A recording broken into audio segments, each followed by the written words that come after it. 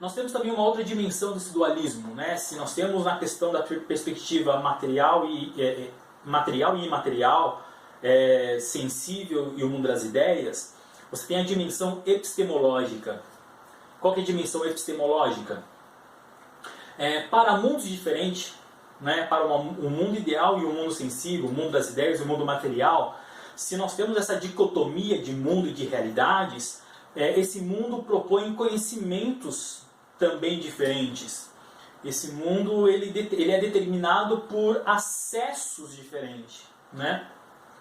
Então você tem no mundo das ideias o fator epistemológico, a dimensão epistemológica que corresponde às ideias, ao intelecto, à razão, à sabedoria, que é esse mundo de cima. E você tem o fator do mundo sensível correspondente, né? Na epistemologia, que é o fator dos sentidos. Se no mundo inteligível você tem as ideias, as essências, no mundo sensível, o que nós temos é a percepção desse mundo material por meio dos sentidos, por meio do tato, do olfato, do paladar, da audição, da visão. Então eu percebo essa realidade material por meio dos sentidos, enquanto eu só consigo intuir, eu só consigo pensar o mundo das ideias por meio do intelecto, por meio da razão. E é lá que habita a sabedoria.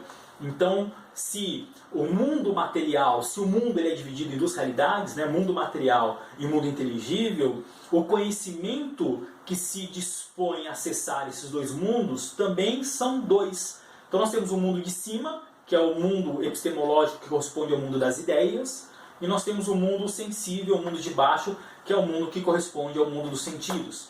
Esse mundo dos sentidos, o mundo de baixo, ele me proporciona um tipo de conhecimento que é acessado por meio dos meus sentidos. Portanto, eles me dão uma percepção da realidade. Eu percebo o mundo a partir dos meus sentidos. E aí que está o fator de crítica platônica e também de Sócrates a essa perspectiva do mundo material, que também vai se estender a uma crítica aos próprios sofistas. É de que esse mundo material que os sofistas falavam que é o mundo verdadeiro, que é o mundo real, é esse mundo de baixo aqui, esse mundo não é percebido por todos de formas iguais ou igualitária. Todos nós percebemos o mundo de uma maneira diferente. Cada um de nós entramos em contato com o mundo de maneira diferente. Eu percebo o mundo de uma maneira diferente da minha esposa, da minha filha, de você. Ou seja, o que Platão está falando? Olha, o conhecimento sensível, ou o conhecimento que é adquirido por meio dos sentidos, né, na medida em que eu me relaciono com o mundo e o mundo se relaciona comigo, esse tipo de informação que me é dado pelos sentidos, ele é variável ou ele se altera dependendo do sujeito que percebe o mundo. É importante perceber aqui porque muito do que está presente nessa percepção do mundo, que é o fundamento do nascimento da filosofia ocidental, vai ecoar, vai reverberar na filosofia moderna, lá no século XVII, XVIII, principalmente, por exemplo, em Schopenhauer, quando ele vai falar sobre o mundo como representação. Quando ele vai nos filósofos empiristas, que vão falar sobre a possibilidade de se conhecer o mundo por meio dos sentidos. Então, a importância de compreender muito do que a gente está tratando aqui na filosofia clássica é fundamental para compreender aquilo que vai ser trabalhado na filosofia moderna. Tá? Então isso aqui é muito importante. Na filosofia nós temos essa construção de ideias e superação de ideias. Aquilo que Hegel e tantos outros filósofos, como o próprio Marx, chamavam de dialética. Né? Bom, a dimensão dialética da filosofia. Bom, Platão está falando então, olha, esse conhecimento sensível, ele me dá uma percepção do mundo, ou seja, o mundo passa a ser um mundo percebido de diferentes formas para diferentes sujeitos. Logo, se tudo ele é percebido de maneiras diferentes por sujeitos diferentes, então as percepções são diferentes. Então as percepções desse mundo material não podem ser tomadas como fundamento de conhecimento válido. Por quê? Porque esse conhecimento me dá uma percepção do mundo que não corresponde à realidade, porque cada um percebe essa realidade material sensível de forma diferente. Então, essa percepção me dá, na verdade, uma opinião do mundo, me dá um tipo de conhecimento que está condicionada à maneira com que eu percebo esse mundo. Então, Platão vai falar, isso é opinião. E é justamente desse tipo de mundo, desse tipo de percepção, que altera com o contexto, que altera de sujeito para sujeito, que era valorizado pelos sofistas. Olha aqui a crítica da aula anterior, a crítica que tanto Sócrates quanto Platão vai fazer aos sofistas, que valorizam esse mundo de baixo e fala que a verdade não é única, universal, absoluta, que tanto em Sócrates quanto em Platão está aqui no mundo inteligível. Os sofistas valorizavam esse tipo de conhecimento material, sensível, o que permite uma percepção individual que altera de sujeito para sujeito. E Platão vai falar, olha, esse mundo então fornece uma opinião, fornece uma percepção, fornece uma doxa, fornece um conhecimento que é dado por meio dos sentidos. E ele é relativo a cada sujeito. Então, esse tipo de conhecimento não pode ser tomado como verdadeiro. É por isso que ele vai propor o mundo de cima. A gente está chamando a dimensão epistemológica, certo? Episteme, conhecimento, logia, estudo. Né? O estudo do conhecimento, a maneira com que nós conhecemos o mundo. Esse mundo, então, mundo inteligível para Platão é o mundo das ideias, do intelecto e da razão. Se aqui embaixo, no mundo sensível, o que nós temos é justamente a percepção dos sentidos que me dão informações desse mundo que eu percebo, que é mediado pelos meus sentidos, e que eu não posso confiar porque ele corresponde, na verdade, às percepções, cujas percepções alteram de sujeito para sujeito, eu tenho então que buscar esse mundo de cima, esse mundo da verdade que está por trás da verdade aparente, desse mundo percebido. A verdade, então, está por trás. Eu tenho que buscar alcançar a essência das coisas, não o mundo como elas me aparecem. Eu tenho que encontrar a coisa em si. Eu tenho que identificar o fundamento essencial, ideal, que está por trás de tudo aquilo que nós percebemos no mundo. Certo? Então, esse é o ponto fundamental do dualismo platônico, nessa dimensão que nós estamos chamando de dimensão epistemológica, que é esse mundo de cima, o mundo das ideias. Bom, se nós temos duas realidades, certo? Realidade na dimensão metafísica, essa realidade do mundo inteligível, o mundo das ideias, e a realidade do mundo material, o mundo sensível, se nessa dimensão epistemológica desse dualismo nós temos o mundo dos sentidos, das percepções, das opiniões, nós temos o mundo das ideias, da razão e das essências, para que o ser humano possa acessar essas duas realidades, nós também temos que ser divididos em dois. E aí nós temos uma dimensão que nós poderíamos chamar de dimensão antropológica do dualismo platônico. O que seria essa dimensão antropológica? Vamos primeiro pelo nome antropológico, né? Antropo significa homem e logia estudo, então é o estudo do homem, né? Seria mais ou menos essa a compreensão da palavra antropológico dentro da dimensão filosófica platônica, de uma maneira muito resumida e simples, para que a gente possa compreender o que é necessário para esse momento do nosso estudo. Então Platão vai falar, olha, se a realidade do mundo é dividida em dois, se para se pensar o mundo e compreender o mundo como ele é, também temos duas propostas de conhecer esse mundo, que é a proposta da dimensão epistemológica, nós estamos chamando de epistemologia. O ser humano também, para acessar esses dois mundos, o ser humano também acessa de forma dicotomizada. O ser humano também é dividido em dois. Então Platão vai falar, olha, nesse mundo metafísico do mundo das ideias, que é o mundo inteligível, se ele proporciona um tipo de conhecimento que é o conhecimento das essências, da aletheia, da verdade absoluta, o ser humano, para acessar esse mundo, ele tem que ter uma dimensão que compartilha também desse mundo, que na filosofia platônica vai ser a nossa alma. Então a alma é a dimensão superior, a alma é o que faz parte desse mundo de cima, do mundo inteligível, e é por meio da alma que nós acessamos as ideias que estão presentes no mundo inteligível. Então Platão vai falar, olha, o ser humano carrega essa dimensão dicotomizada. O ser humano também acessa esse mundo material por meio de um mecanismo ou um meio que está proposto pelo nosso corpo. Então se a alma ela é essa dimensão do mundo inteligível, o nosso corpo é a dimensão do mundo sensível. Certo? Por quê? Porque eles são divididos também nessa proposta dicotômica, separada, de duas realidades, de dois mundos. Então a nossa alma corresponde a esse mundo de cima, das essências, afinal de contas a nossa alma é a própria essência do nosso ser, é a nossa arqué, vamos dizer assim, né, o nosso elemento, que permite com que nós sejamos ou venhamos a ser aquilo que nós somos, é essa alma. Outro dia eu brinquei até, eu falei que é essa dimensão almática, né, essa palavra não existe, mas essa dimensão almática, essa dimensão da essência do ser humano é a nossa alma, que é essa dimensão superior, e nós temos a dimensão inferior, que é essa dimensão do mundo de baixo, que é o mundo do corpo, é o mundo material. Então, segue a mesma sequência dos demais mundos, ou das demais dimensões. Né? Se o mundo inteligível é o mundo eterno, o mundo imaterial, o mundo infinito, e é o mundo das essências, nessa dimensão antropológica nós temos a alma sendo como uma alma eterna, uma alma imaterial e uma alma infinita, e que é a essência do ser humano.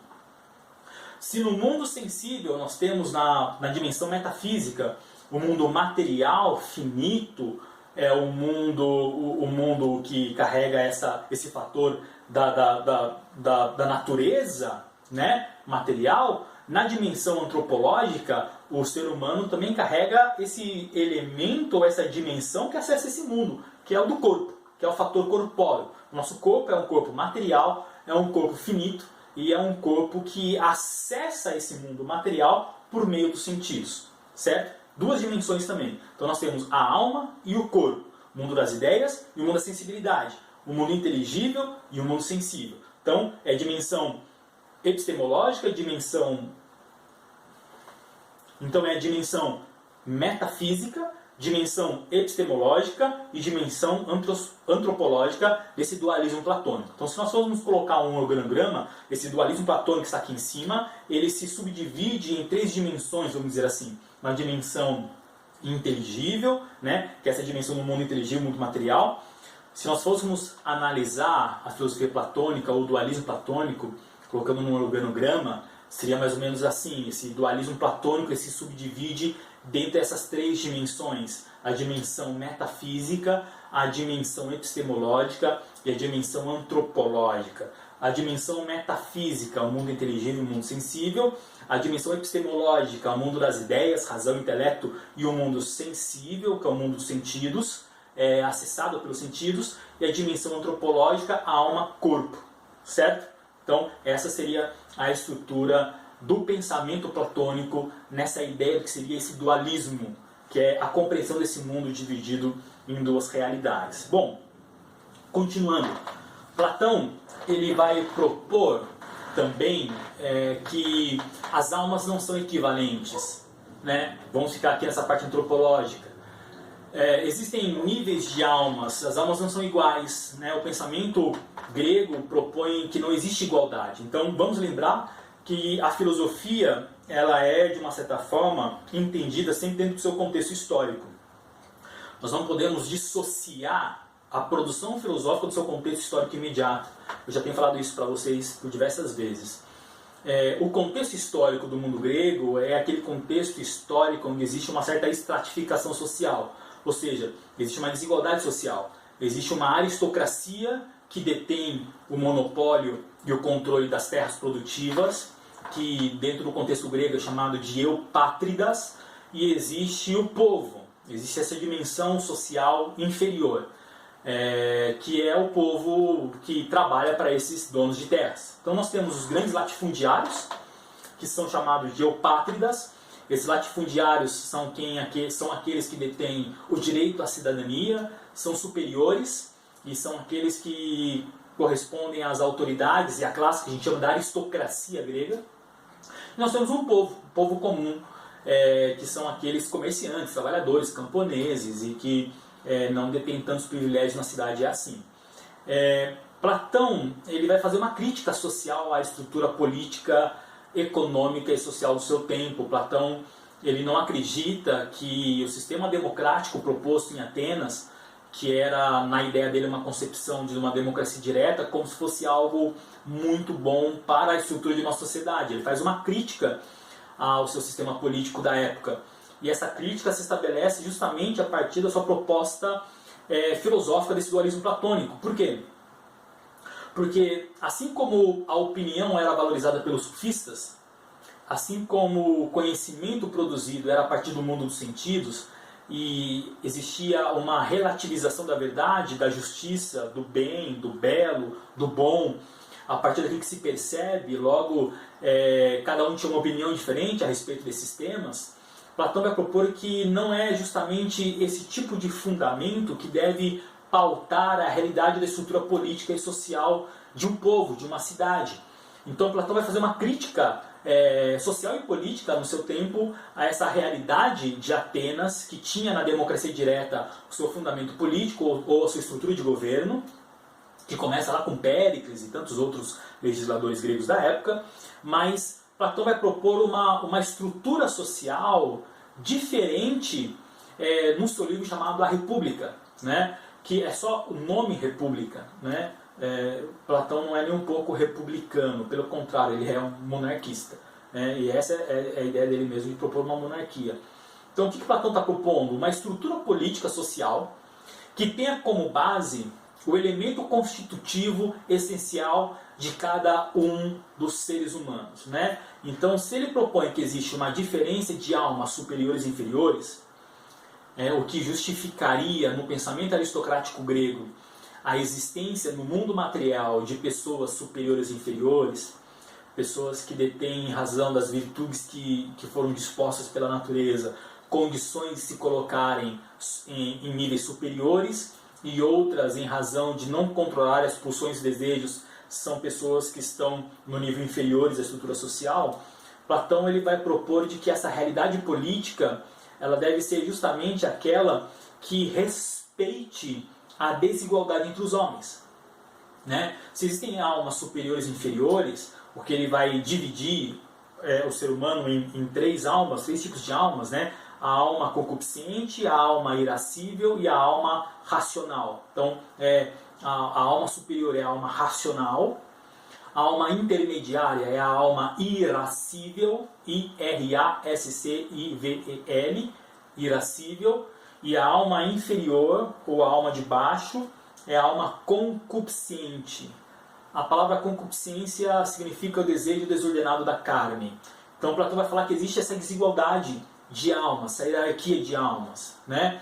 E se a gente fosse pensar dentro da proposta platônica do que ele põe sobre a hierarquia das almas, nós chegaríamos a uma conclusão, ou poderíamos concluir, que Platão ele entende essa realidade como se existisse, ele entende essa realidade como se existissem uma quantidade de almas inferiores muito maior do que de almas superiores, ou seja, as almas superiores, as almas racionais, são uma quantidade muito menor do que as almas inferiores como um todo. Então, você fosse olhar para uma cidade, poucas pessoas são aquelas que conseguem ter uma alma racional e o maior número de pessoas são aquelas que dispõem de almas concupiscentes, né?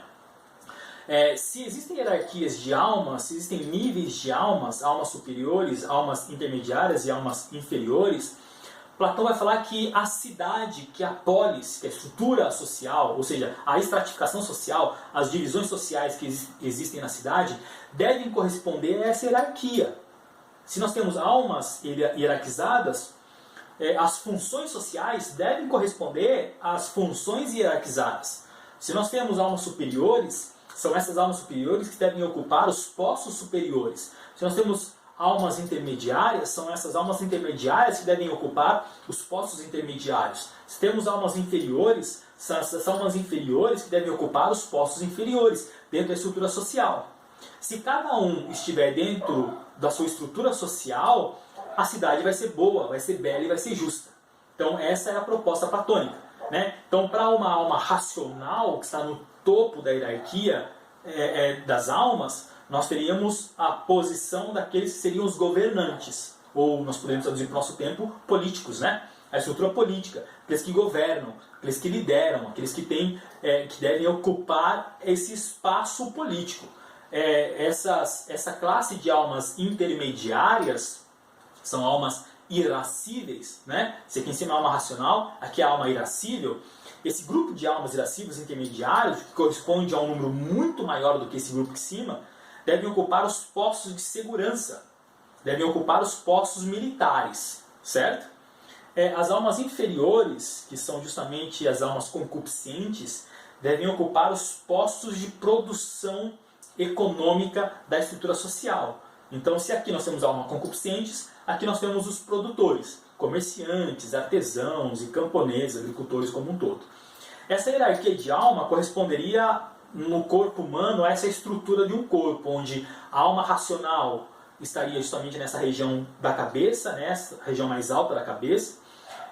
A alma irascível, essa alma intermediária, corresponderia ao peito, ao tórax do ser humano, essa área aqui, aqui onde estaria a alma irascível, que a aura corresponderia à segurança, né? Dentro da estrutura de um corpo seria o local onde nós colocaríamos a couraça de um soldado, né? De um militar, a couraça, né? Como é que chama?